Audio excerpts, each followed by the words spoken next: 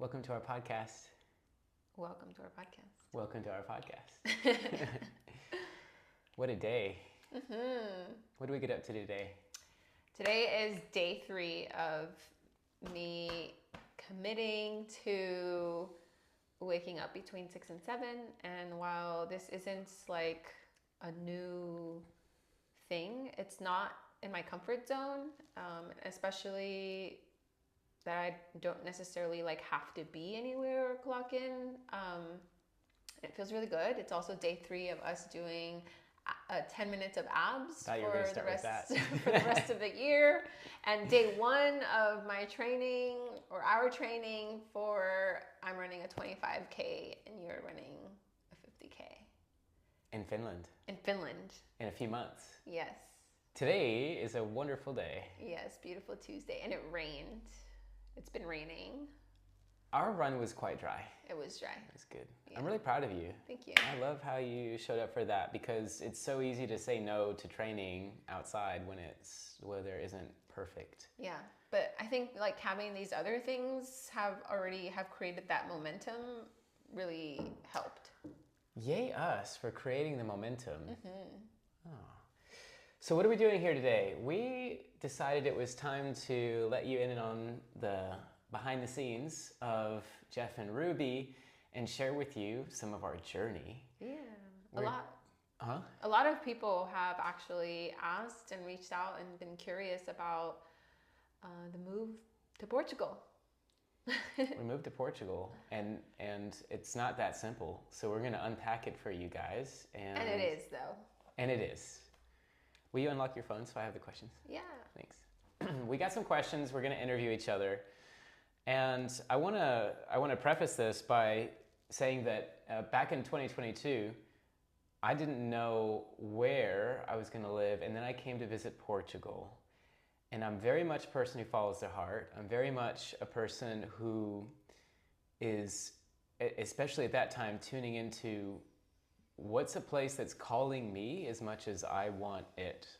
And Portugal surprised me in that way. I came here and I offered a day retreat, and just the time that I spent here, so many doors opened. So it was very much an energetic yes for me, especially after a couple of years of being in limbo, COVID years of where do I want to live, where do I want to be in the world, knowing full well I wanted to be near Europe and in the UK. So that's the background of why I was here. So in 2022, I made the decision, I'm going to do my best to come live in Portugal, and then we met. We met when, you want to take it away from there? We met in Peru, and I was attending a Happy Track yoga retreat that you were co-facilitating, and it was a big healing year for me, specifically around my feminine energy and what that looks and feels like for me specifically, because it could be different for everyone. And that was what I dedicated that retreat. I actually wasn't sure if I was still going to go because it had been postponed from what year? 2019, I think. Really? It was postponed. Wow. Or no, 2020, because COVID, everything was shut down. So it might have been in 2021 even. Yeah. So then, I end up in Peru, joining the retreat, and was going deep into processing previous relationships, my roles in those relationships, and it wasn't until the very last day or so, it was the last day, like after the retreat, when my flight was a day after the retreat ended, and I needed a place to stay, I think it was, or I needed... We were going back to the same place, Cusco. So I was co-facilitating the training, Ruby was a participant, and because we were flying back, or we were going our separate ways, but we were flying from Cusco on the same day, we ended up traveling together back from where we were, and I had an extra I had extra space, and you stayed with me that night. And it was on the way back that it was a significant moment of vulnerability for me, because I had felt the connection during the training, and I have and had up to then boundaries around communicating how I feel, especially in a professional sense, because I'm facilitating and I want it to be very clean. I want the medicine I'm sharing, delivering, to be completely clean of any of my desires. So it was after that I felt open enough to invite you to share how you felt, if you felt anything similar. Yeah. And I thought it was really bold and courageous, and it was actually at the very beginning of this 3-hour bus train 3-hour bus ride. Yeah. Public transportation. Beautiful bus ride. Yeah, and you asked me. Well, I had stepped out actually because I was triggered in one of the sessions I was facilitating. She just walked out, and I was like, "What is that about? What have I done?" Yeah, but it really had nothing to do with you. Yeah, exactly. Or your facilitating or anything. So you had asked me during or shortly after your workshop, and I said, "Ask me again tomorrow." And so I had just myself been really vulnerable and shared about the triggers that came up for me and background to those, like the origin, the roots of those stories and beliefs. And it had a lot to do with my mom and dad and their relationship. And your transition was, you paused. There was a pregnant pause after my really vulnerable share. And you said something like, do you remember? No, I don't remember that. I don't remember that connection. No, I remember what I said, but I don't remember it coming after you having some vulnerable share. I just remembered about sharing if you felt anything. Yeah. And it hit me from complete kind of left field, blindside, because that's not what I was there for. And there's that saying, when you least expect it, or when you're not looking for it, that's when you find your person, or those connections. We didn't know then, but we certainly felt something. Yeah. And I just said, give me a moment. There, I see what you mean. Yeah. And I just reflected on our week, and I remembered how our hugs felt. We would have noble silence, and we would break it in the mornings by going around and hugging. And I loved your hugs, and I remember thinking just how great and how safe I felt in your arms. But I didn't really make any story or anything around it. That's what I was feeling. I was tuning into my feminine. So, and then I remembered when we were in Machu Picchu, or we were going up to Machu Picchu, and I kept wanting to get a picture at the end of this trolley train end cap outside, where you can be outside. And the woman who was stewarding, who can be out there or taking pictures, she kept sending you. She kept sending us together. Yeah. And thinking we were a couple. This was in the training. Nothing was going on or anything like that. But we both wanted to have the experience of being at the back of this beautiful train. In the incredible. middle of the mountains. Yeah. If you ever have a chance to go to Sacred Valley, Peru, take the train to Machu Picchu. It's incredible. So she tries to several times, and finally we were just getting the photo together. Yeah, so she kept sending you into the picture, and I was like, I just want a picture by myself. Why is she sending it? So yeah, it was universe was already kind of orchestrating these things. Yeah, and I felt that. And so I said, I felt some things, and I said I appreciate your courage for sharing. Mm-hmm.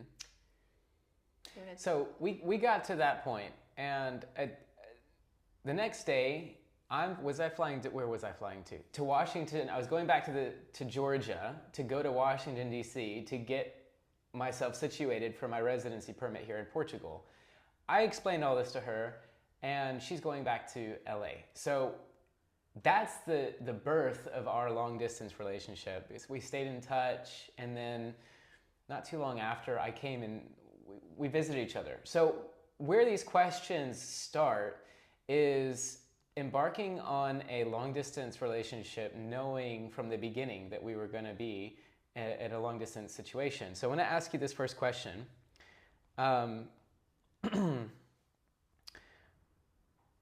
When you first heard that I had decided that I was going to move to Portugal, what were your thoughts? How did you feel about the idea of moving all the way across the world while you were going to be staying in LA? Mm-hmm. Well, the first thing I thought, and for whoever's watching and knows Spanish, is amor de lejos es para pendejos, which translates like a long distance love is for dumb people. For idiots. Idiots.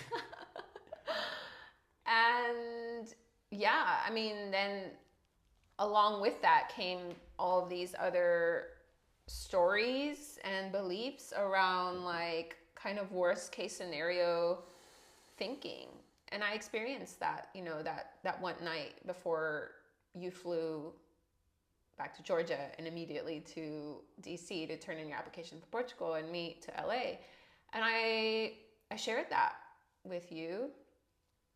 And I remember there was something, there were like some key moments in that evening where it just was so different for me and took me out of that like, what if worst case scenario thinking or all of these thoughts or future tripping and back into my body, into safety and into the present moment and enjoying what is alive and what is there. And when I shared with you something about like not speaking or just like how I was feeling, and you said, and I will never forget this because you said, well, thank you for letting me know, you know, how I was feeling or like where I was at. And you said, and I want you to know that I am emotionally available. And that was just like having. I said, I'm here. I'm not going anywhere. Yeah, you said, I want you to know that I'm emotionally available. And yeah, it just felt like a huge mirror to me because I was very ready to like kind of detach and be like, all right, like kind of play, or I don't know, like not take things serious or maybe continue old patterns. And that really helped me. And then the other one was when I told you how, again, I was feeling nervous and we did a tapping, like we were tapping and breathing and humming, and we enjoyed the evening. And were you going to say something? Well, what were your thoughts? So your first thoughts about when I was going to move to Portugal, and you knew that we were going to be embarking on a long distance relationship. What? It was the like Spanish saying. What else? But you knew that you felt safe. You knew that this it was relationship like this felt really different. Quick battle of like, or very of like, well, YOLO, have fun, or like opportunity, do something different. Mm-hmm. I really didn't see myself in the picture, you know, of like, but it also felt like very,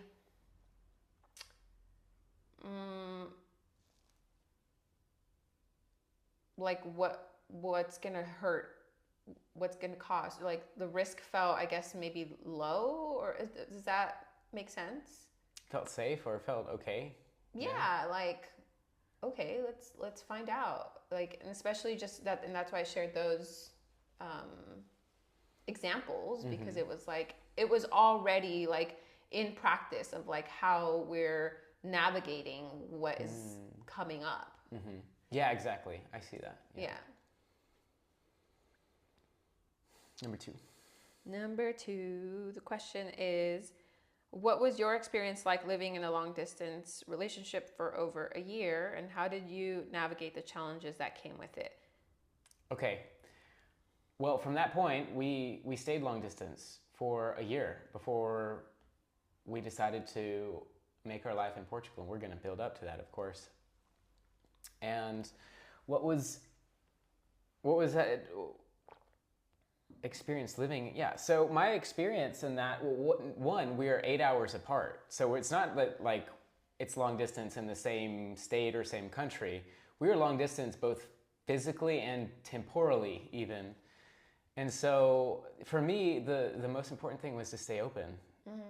I knew that I had feelings. I knew that I enjoyed staying in connection with you. And the main thing I did was like you were saying before about our tendency to look at, like, create stories in the future and what if it could go wrong and all this and that. All I decided to do was stay present and just keep checking in. How do I feel in this relationship today? How do I feel? Am I enjoying this? Is it contributing to my life? So it was never about time. Like, time honestly did not equate. It was consistently just, is this feeling good? Is this connection feeling good? And we had our ups and downs in that journey. And the fact that we were at a distance allowed me the space to still be me and do what I'm doing. And it wasn't like I was changing my lifestyle. And I think the same for you, right? Absolutely. Yeah, because prior to that, my pattern was something along the lines of like, if and when I was in a relationship, that I would stop and drop everything that I was doing or that I was excited or passionate about and make my world revolve around this other person, which I don't know. I don't know if you're probably maybe familiar with. I know a lot of people who do that, and yeah, it did do the same for me. Where it's like my passions, like, they matter, and I'm also a priority, and I need to put myself and fill my cup up first. So we stayed curious. We stayed. Well, the other thing that Yeah. we did too in navigating the long distance is that we planned when we would meet again. So we wouldn't. Yeah, that's every it. time That's we were huge. together. We met in September. You came in October for my birthday. And We went to Yosemite. We went to Yosemite. So good. Yeah, it was really, really special. And then I came to Portugal in December, right? For my birthday. For your birthday. Yeah. And then it was like that. It was like, before we parted ways, like, when are we going to see each other next? And it was, I don't know, what was the longest? That felt safe. That felt like it gave like a physical or tangible knowing that this is when we're going to see each other next. Which, I would recommend that if somebody asked me about long distance relationships. Yeah. I would say that's a big one. So know when you're going to next spend time in person. We were talking about this earlier. The emotional connection was there, but we both were craving the physical connection. And so the distance, it's important to know when we're next going to be in each other's energy field in order to feel that way. So we always knew when the next time was going to be. And when it came to the challenges, it was always about communication and always about getting on the same page and getting out of my way, noticing what patterns we're trying to sabotage, or noticing where it was in projection. And I'd say that for me, the challenges are always about finding the vulnerability to be in complete and utter responsibility for the experience, like to own it, and then to see, okay, now what's possible for creating something new. And you went with me on that, and when we did it together. Mm-hmm. Okay, long distance relationships often require a different kind of honesty. That's something I was just talking about. How did you both ensure you were showing up as your true selves, even when the physical distance made it more difficult to connect on a daily basis? there's multiple layers. Can you start the first? Yeah. So, how I did you felt- ensure? How did you ensure you were showing up as your true self? I mean, similar to what you were saying, right? Yeah, I think the distance made it easier. Like, I really loved the foundation, like how it was set, like how we were set up, like how the universe set up for us to meet, to court, date, and build from that. Because really, and part of the first question was, how did I feel and how I think? Like, I'm just gonna be me. Like, if he doesn't like this, like, you're so far away. It just like, it was finally clicking all these things that I would like read and learn about, of like, if I can't be me, or if somebody can't accept me, then like, what's the point? Yeah. That's so poetic, because it's the core of self-abandonment, and so what you were explaining is we might have the tendency to give up everything that's true for us. And I'd say I'm aware of that pattern. I've experienced that. I've lived that. I've been that, and I've had another partner also express qualities like that, and that never ends well. But the fact that we had the distance, to keep our lives intact while still, one thing that you did that I really loved is I always felt supported. I never felt like that. This was huge. I never felt like you were hanging on to anything. I never felt like you wanted me to change. And that's a big thing for me. Freedom, I would say a sense of freedom is a huge core need or quality that I want to have in my life, and I still felt that. I mean, I totally believe we can feel that. I mean, it's my responsibility to feel that or to have that. Mm-hmm. But I never felt like you were trying to limit my expansiveness in order for me to fit into something that would feel like safe or familiar. Yeah, thank you. I received that.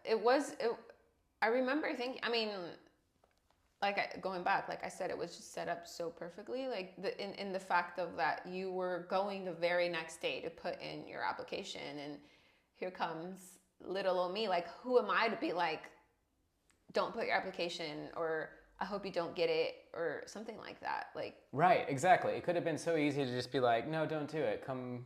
Yeah, or why would you do that, or question why and why and why, and instead giving out the energy. We often hear this, like, give the energy that you want to receive. And I don't know that I've fully, because when I hear it, or when I've heard people say it, they say it from this place of like, give them back, like a vengeance kind of thing, of like, but I think really you do you, and you do what you would like to receive. Like, you set that blueprint for people, that like standard. And I want to be fully supported in all in what I do. And so if I want that, then I need to be an example of that. And I think that it's continued to show, and I'm reaping the rewards too. I feel that. Well, I've always felt connected with that concept in an embodied way from smiling. It's like, that for me is the simplest example. It's like, if I want kindness, I will give kindness. And it feels good to me to be kind. It's just an example of what you were saying. But it wasn't from this place either of like, I want this back. It was just like, it just felt natural. Yeah, I hear that. Yeah, I think that, and if I had ever felt that the constriction of that, it could have been different for us. Like, I never felt tethered, or I never felt that constriction. So I'm really grateful. I mean, that's a huge part of why we keep soaring. I will say though that there was a point where I was asking, like, at least I know to myself, and maybe to you once or twice, of like, why isn't it you move here instead of I move over there? Because pretty much from the get-go, it was, I'm going to live in Portugal. Yeah, and yeah, me. Well, okay, so that's where we can talk about. Go ahead. Let's go there. Forget like the next question. Why? Let's explore that. What? Why'd you come to Portugal, and why didn't you hunker down and be stubborn about me coming to California? Well, I had to have my process. Like, I was born and raised in LA. My mom and brother, more like immediate family, are in LA, or at least one of them still is, and my nephew. And I love them, and I knew that I was going to miss that proximity. However, I know that ever since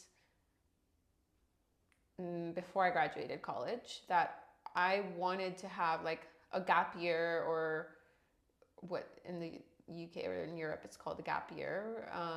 A year to study or travel abroad, explore, backpack. Yeah, I want, and I didn't do that. So there was that opportunity. I also had a couple of other opportunities that were happening for me in LA, where there was a possibility that I could teach at a couple of universities, teach yoga, and so I felt like it was like not fair, like that I was gonna have to uproot my life. However, as you know, time went on, it was very clear that when I was able to kind of take a step back and really look at it, I was struggling. Like, you know, living by myself, having a business, and going in between different opportunities. Like, I was still nannying, I was trying to get my business up, I was wanting to get more coaching. I was having a lot of success with in-person clients. So that was the other thing. It was like, okay, I'm going to leave my bread and butter behind.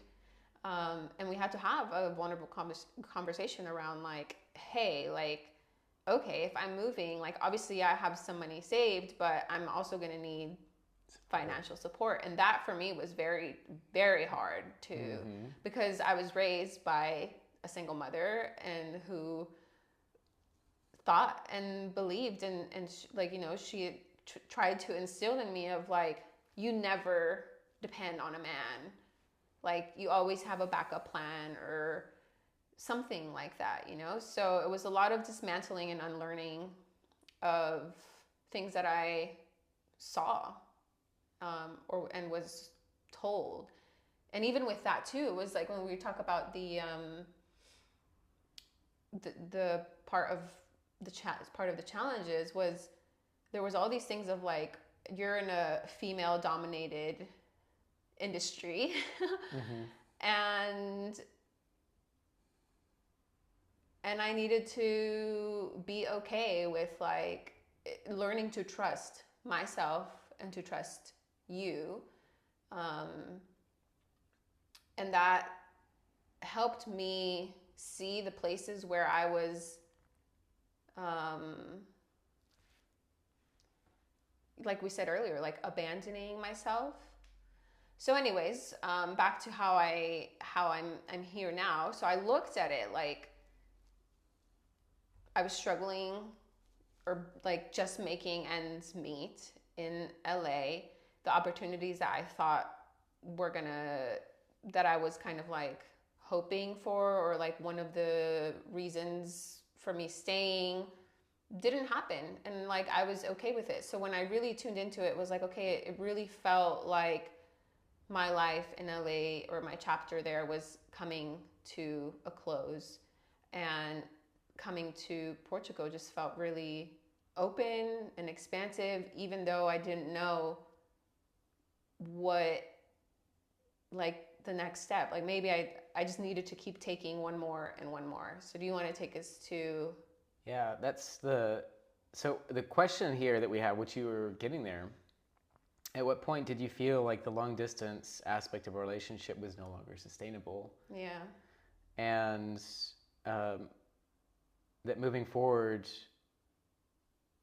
we were going to make a commitment to live in Portugal. I would say, just to add my piece to that, it was more that we were committed to live together, and it happened to be Portugal. And you want to talk about that fateful day at the end of 2023 when we were sending our arrows. Yeah, but let me see. We're going to close with that one. Okay.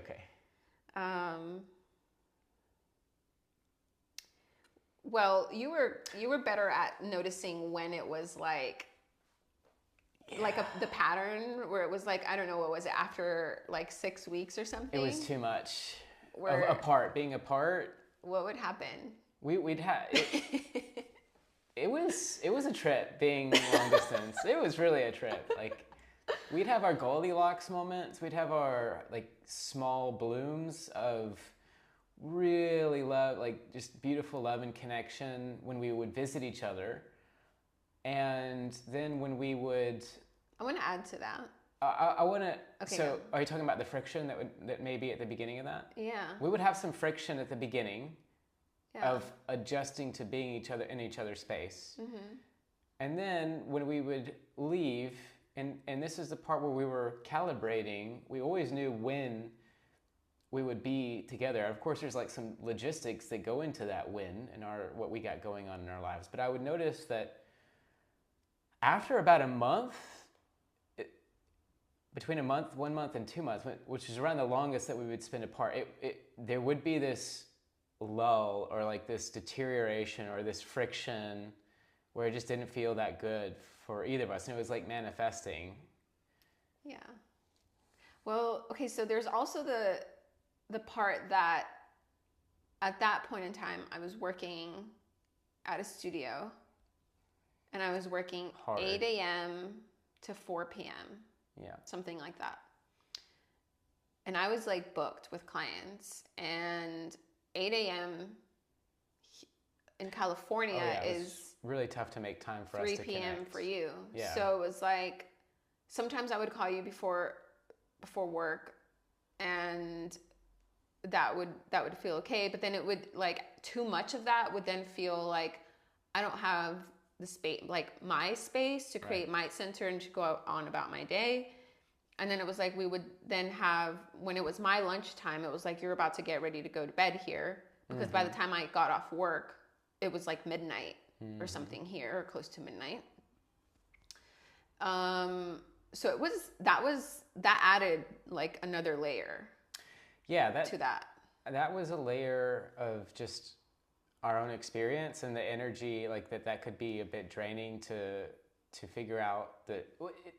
But ultimately, we were adjusting. Yeah, but we would also plan, like, we would also have those moments of, like, where we would plan our virtual dates. Yeah, and like virtual dates. Watch movies, or like do this, like, we go on walks together, or do things, do things, or ask questions, or.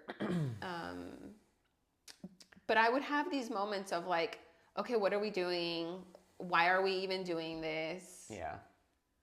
What do you think? Like, well, we had a real legit conversation when we were together in Santa Barbara, and we really did, both of us, say that we weren't sure where we were, and it was beautiful because and I also noticed this every time we had a breakdown, there would be a breakthrough and a deeper connection.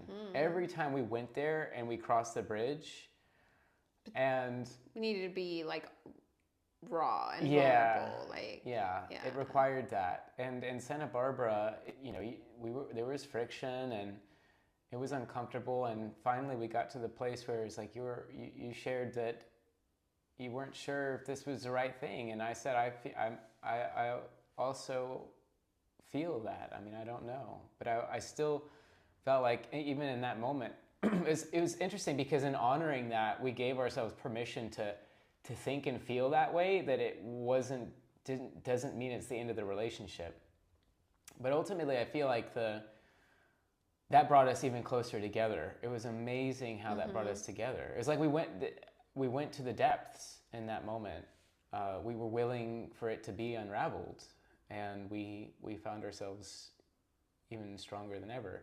I think that ultimately the unsustainability was in what we were just describing, and also just the energy of traveling 5,000 miles every couple of months, and a big swing, and also that's disruptive to the lives that we had. So we we said, okay, let's come together. All right, let's get into that one then. Let's get it. Come together. I will say though, maybe at first, maybe like the first the first 6 months, it was something like every other month that we were seeing. But towards the end, it would go longer. Yeah. Okay. Once we had talked about it, what was the turning point when we both where we both decided, okay, this is happening, we're taking this leap together, and what made you feel ready to take that next step? Yeah. You asking me? Yes. And then I'll share. For me, it was just a matter of logistics. If Ruby was energetically willing to come here in Portugal, my biggest hurdle is what are like the logistics of that, the financial side of that. I've wanted to live in Europe for 15 years or 10 years or something like that, and it's just not necessarily that easy to make it happen. So that was a concern. But finally, I was just like, the more I grow and the more I let myself get messy and experience life, the more risks like that I'm willing to take. Like I was willing for that to fail, but also not fail the failure wouldn't be us splitting up. The failure would be us figuring out where we're going to live together. You know what I mean? Like I was willing to let that go. And I felt that when I had my process of like, why is it me coming to LA? Like you let me have that. Like you let me, and it never felt like you have to leave. Yeah. Yeah. You held space really well for me to have my process. I think because I knew what it felt like. I knew what it would be like. I knew what that felt like. And then we were setting intentions at the end of the year. It was December 2023 in Georgia. Yeah. Ruby came to visit my dad first time. And we actually also saw my cousins I hadn't seen in years, and you met some of my You've got more family in Georgia than I do, and I'm from Georgia. That's Hispanics for you. So we did the process, the Arrows of Light, which is intention setting. It was at the end of the year. We were crafting our intention for the next year.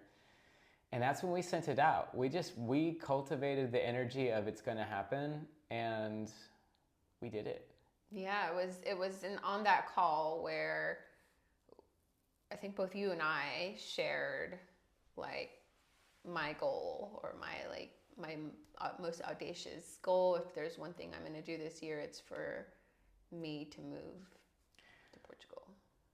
And I would say that within that, it was only a matter in my mind, I'm already thinking, okay, engaged. I'm thinking about, I wasn't so much thinking about getting married yet, but I was like, definitely engagement. So I would say at that point, I was sure that I was going to propose, even though she wasn't aware of that. Mm-hmm. And it was only a matter of, I think I went to LA, and then you came to Portugal, and that's when I proposed to you. Mm-hmm. For me, it was so scary. I bet it was. So scary. Like, I said this thing out loud, and there was, 5 people on the call, and whoever watched the recording of it. And it felt like, okay, like, it's real, it's out there, and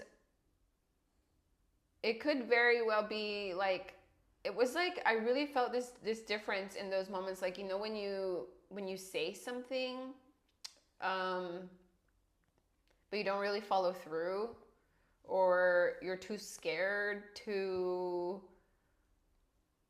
follow through, or you self-sabotage, or something like that. And I mean, I had already been on this self-development and self-discovery journey for a while, and had created already a different life for myself than I knew even just 3 years before I met you. And I remember thinking like, okay, I'm just gonna keep talking about it to people. And I remember like also thinking logistics of like, okay, well, I'm gonna need to let my clients know. I'm gonna need to start to sell things. I've lived in this place for almost 5 years. That was epic. So like slowly needing to get your ducks in a row. Yeah. And I remember, just like day after day, like kind of sharing with my clients, and each time it felt scary, and there was this energy that I could feel of like,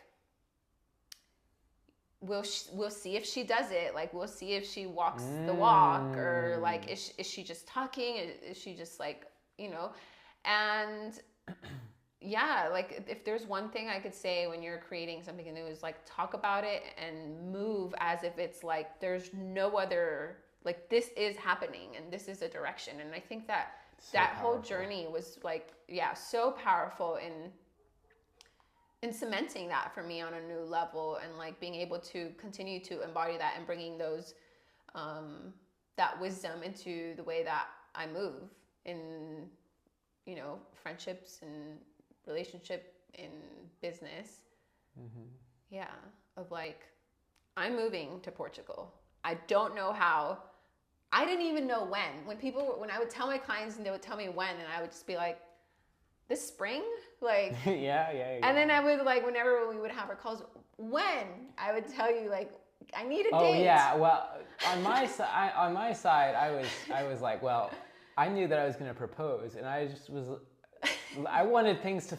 It's funny because it shows up in our relationship, but it's like I have my thing figured out, and I expect her to be the mind reader, but also I try to keep it away, so it's a surprise. So all these things were like there, but I'm sure that I was emanating the energy of just it's gonna work out. It's gonna work. I was holding that energy. You do that a lot, and I love it. As we close this, I really just want to honor you for that phase. That phase of being in the uncertainty, for the vulnerability of taking the leap and expressing that to the people that you're close to back in LA, and oh my gosh, telling my mom. feeling the doubters, and staying true. That's why we're together now. And our life keeps getting better and better and better. Yes. So let's talk about Jeff and Ruby, just the YouTube channel, and then close it. Go How's on. that sound? And then for them to let us know if they want to know. Do you want to know more? Yeah, what happens after we decide, like after January, and when it was that you proposed and all of that. We can talk. That's a whole other podcast. Yeah.